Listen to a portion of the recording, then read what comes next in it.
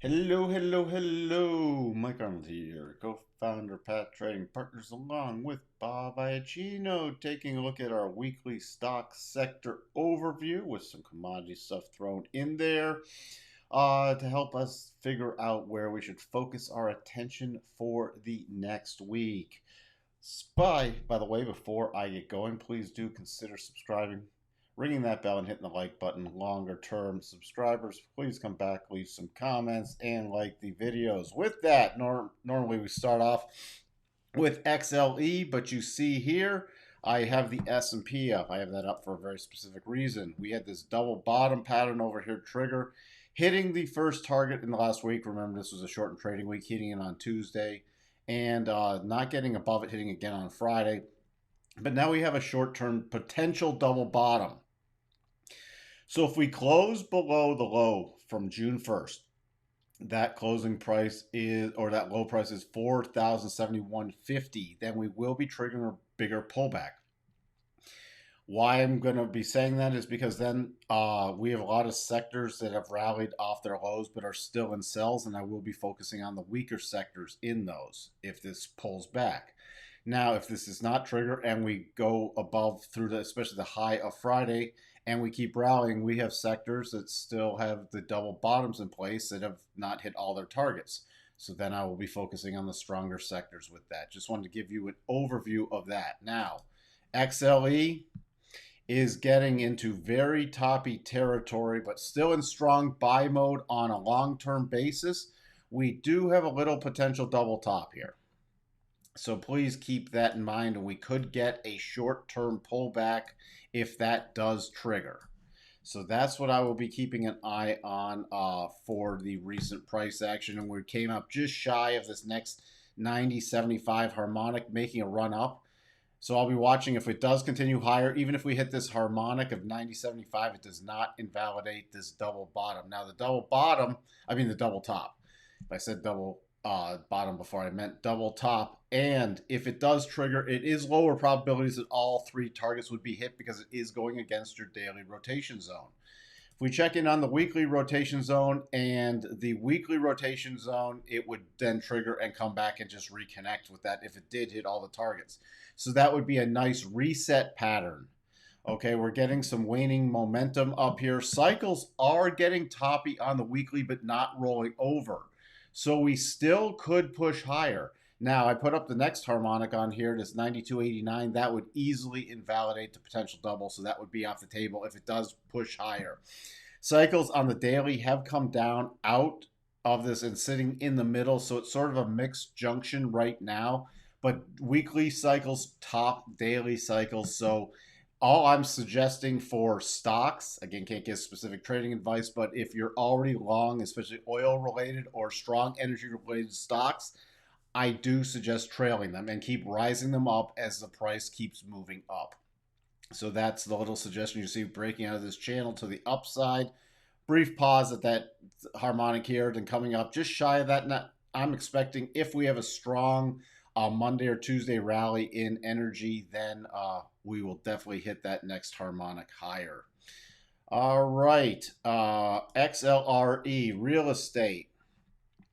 Real estate, we know, did shift to sell mode, came back for this little double, and so far has hit the first and second targets before drawing back. Now, if this starts rallying again, or the markets do rally, then I'm really going to be targeting real estate with this 45.29 area to complete the full pattern. So I'll look for any real estate plays. Now, real estate is a mixed bag, especially with housing potentially slowing down. So you have to be careful with your real estate plays. And this would be just very short term because long term, again, we are still in sell mode. And long term, if we take a look at the weekly on here, even if we pop up to this final target, it's back into the weekly rotation zone. So I will be watching for another rollover play. All right. So real estate, still long-term sell mode, has a bit potential higher. Now, that's why I mentioned if that double in the S&P does trigger, I would not be looking for anything bullish in real estate until that double played out in the S&P. XLF, the financials, again coming up, hitting the first and second targets, and then pulling back like many things did this week. Same thing goes here. If that S&P does trigger downwards for that double top triggers, then there'll be a little gap play here potentially. That won't invalidate this double yet. Uh, so that's what I'll be watching for, and I'll target any very weak financial stocks for potential downward plays. If the S&P continues higher, then there is still room for this to run. You see major resistance up here about this 36 level. The full target on the double is 36.06. On the weekly basis, you see that can even spike into here, come back to this major support, becoming resistance zone within the weekly rotation zone. Cycles do have a little room to still run higher with a lot of things right now. So we need to see some substantial market weakness, and that's beyond that double could complete on the S&P without those weekly cycles even starting to roll over, and then we could resume into another push higher. Like, what would invalidate things on me on XLF at this point? I'd be looking at XLF would be below the 62.5, about 33.50 area. That would say that doubles off the table. I no longer want to focus on that for a continued push higher. XLK also long-term sell still in place. Short-term pretty much just shy of that first target. So XLK's weaker technology, it has been a little weaker, but it still has some room to run if we can get another push higher. As long as the Nasdaq's been weaker than the S&P, meaning the Nasdaq also did not hit the first double bottom target. If we have that weakness, though, then I'm going to watch for this gap fill. What invalidates this potential double? At this point, it would be on a close below about 133.17. Other than that, if the S&P and Nasdaq push higher, we do still have room to run in technology. So I will look for some of the outperforming ones in technology that still have doubles to play. Like, just to give you an example, Microsoft, which has this double that has hit virtually the first target, but it still has second and third target to move up. So that's like a potential play that I'd be focusing on again in strength. XLI still in long-term sell mode. And I want to reiterate, when I talk about long-term sell mode, it doesn't mean we can't have rallies. You've seen us, we've had rallies in here. But it means don't get too over ambitious with the rallies and definitely trail your stops. I will only be interested in the industrial sector if it starts breaking through. Again, S&P strength and industrial sector breaking above about 96.20. Above there, then I would target the 98 area, which is a prior 50% harmonic area. So that is going to be very key.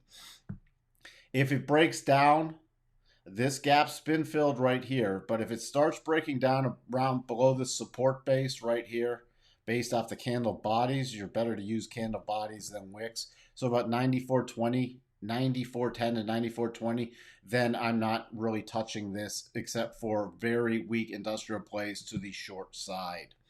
You can also see on that daily, the weekly still has potential room to run up. It is against a weekly rotation zone and pausing here, but you see the other side of the weekly, if it does continue higher, is up at that 50% level I already talked about. So again, strength in the market. There are some industrial plays that I will consider on an outperforming basis. XLY. We also did not have a double. You had this little mini double right here, but not the bigger pattern double. XLY need a move above 157.62 with strength in the S&P. Then I will target that for 161.70, and I will look for outperforming consumer discretionary stocks, which there are not many of them. If this breaks with S&P weakness below about 152.50, then I'm starting to watch for rollover, and especially if we break below about 150, then I'm really going to target the weakest consumer discretionary stocks to the downside. You can see still nowhere near a long-term buy signal, and if we come here, we just barely getting in the vicinity of that weekly rotation zone. So this is not my first thing I'm going to be looking at unless the S&P and NASDAQ make a significant strong move higher. XLP, consumer staple, stalling out against this daily rotation zone, looking a little toppy in here, which we'd really need a breakdown. Consumer staples are still pretty much in buy mode, but it's a iffy buy mode at this point. So we need to see this really get stronger on and break roughly above about 75. We get above 75, I'm targeting 75.45, then 76 to the upside. But if we start breaking below right around 73.40, then I'm going to be looking for more rollover plays in consumer staples. The daily cycles have come off the top. The weeklies are still turning up, so it is a mixed bag in consumer staples. Something, if the S&P gets stronger and consumer staples breaks out the upside, I really need some strong outperforming consumer staples. XLV, the healthcare fund, still in buy mode. Healthcare we actually does better normally when the market rolls over, but it's pulled back with the market this week. If it starts breaking and the S&P triggers that double top and it breaks below about 129.80, I'm watching for a retest of 127.50, and I will be stepping aside.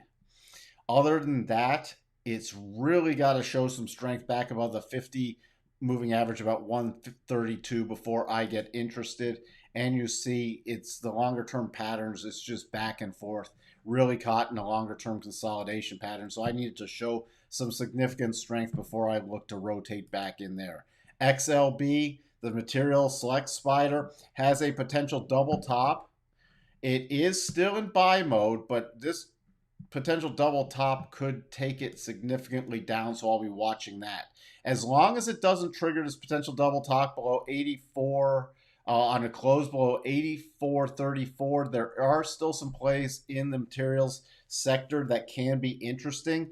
If we do trigger this double top, nothing. If I'm already in stuff, it would be move up stops aggressively. So that's the little thing on materials. If we look at XLC, which has been a very weak bounce, this has been a horrible sector. You can see even with this double bottom, could not even get to the first target.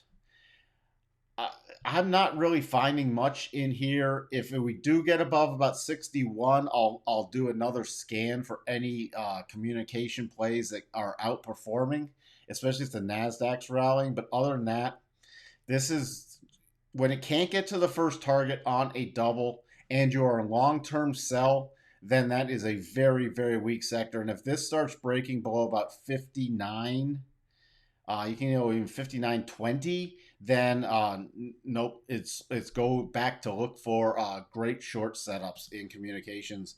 XLU, still in long-term buy mode. This is utilities coming up. First, second targets hit. Third target not yet hit. So if we start getting a rotation back up above about 74.75, I'm going to be targeting 75.60 area, 75.65, and looking for utility plays. Long-term, again, long-term on this, it's still in buy mode using our sector system. And in this, you can see coming and holding this weekly rotation zone and pausing with this minor pullback. Cycles are just now getting to the midpoint, so this can have a fair amount of room to run. If we start getting above 75.60, then I'd be watching for a retest of these high price areas. XRT Retail Etf. Retail is still long-term sell. Short term, coming off this bottom, bouncing up. The only way I'm interested in this, again, is if we have the strength of the S&P and get back above 67, then I will look for some outperforming retail plays. If it breaks below 64.70, 64.65, then I'm going to be targeting the gap fill, which would be down to 63.24, and looking for retail weakness plays for potential shorts. Daily cycles rolling over. Weekly cycle still trying to turn up, but couldn't even get to the weekly rotation zone. So we really need a strong push above this 67 area with a strong S&P. IYT, the transportation ETF, still long-term sell. Short-term, there's this little double right here, which has completed all the targets. So that is done. But however, if it gets back above about 235.67, you see here, this was a key gap open runaway move. You had a gap open here. You had a gap open here. You had a key close here. So if we get above this 235.67 area, I will watch for some outperforming transportation plays. Daily cycles at the top. Weekly cycles still have some room to go. It could easily get to about 238.90, so we really have to have some strong outperforming transportation plays for me to consider them, because this could get into this weekly rotation zone and rotate all over, especially since the double has played out. And you see here prior major support becoming resistance in the 50s just above there. So if we got back up in here with this, I'd really start on any longs in the transportation sector. I'd really start aggressively moving up stops. Commodities, DBC still running higher, up right against our next harmonic. Key support now coming in. Major key support coming in about 28.50. Minor support coming in about 29. So even on pullback plays, commodities are just, I look for good buys in the commodity sector. Next area to really start aggressively raising up the stops if it is 30.65. Long term, nowhere near a sell signal. And we don't have any short-term topping patterns. So DBC commodities are very hot still. DBA agriculture starting to break down.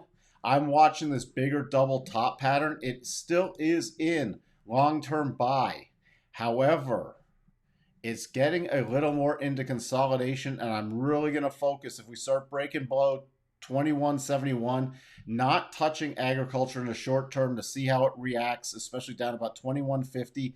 And then if it closes below 21.27, I'm out of any agriculture plays until we get a bottoming signal.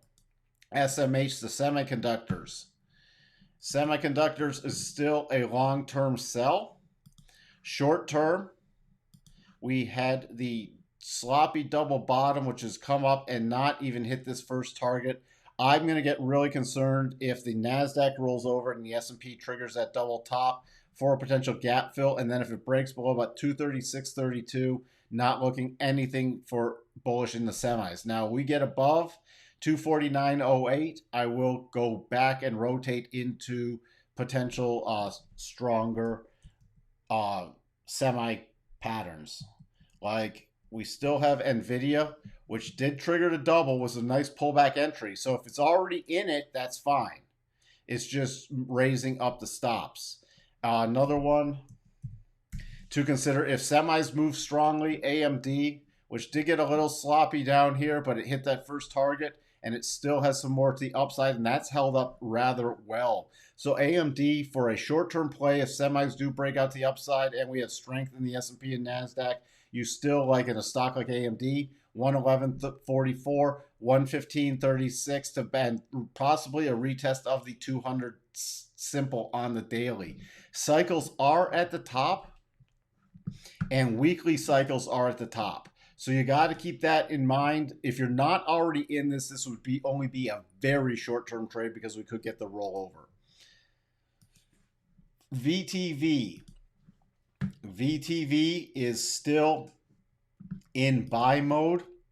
Little pullback flag in here. By the way, I did the Jeremiah Ario podcast. We did touch on VTV also in that. That will be releasing on Monday, June 6th. So you'll want to check out that. Still going to be watching as long as this flag pattern holds. And I went through all the key levels there. So I'm going to ask you to tune into that to get all my key levels in VTV. But VTV on a longer term basis still in buy mode.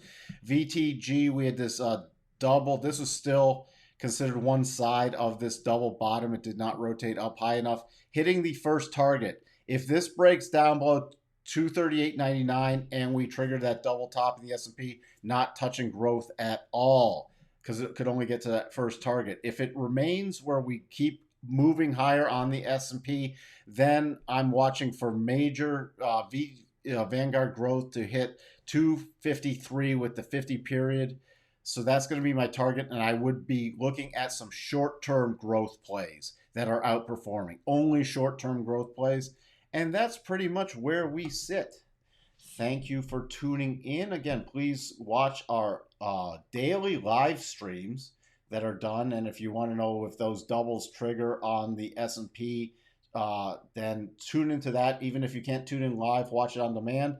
And please consider listening to me. My second time I am on Futures Edge with Jim Iorio and Bob Iacchino. That will be releasing on the morning of June 6th.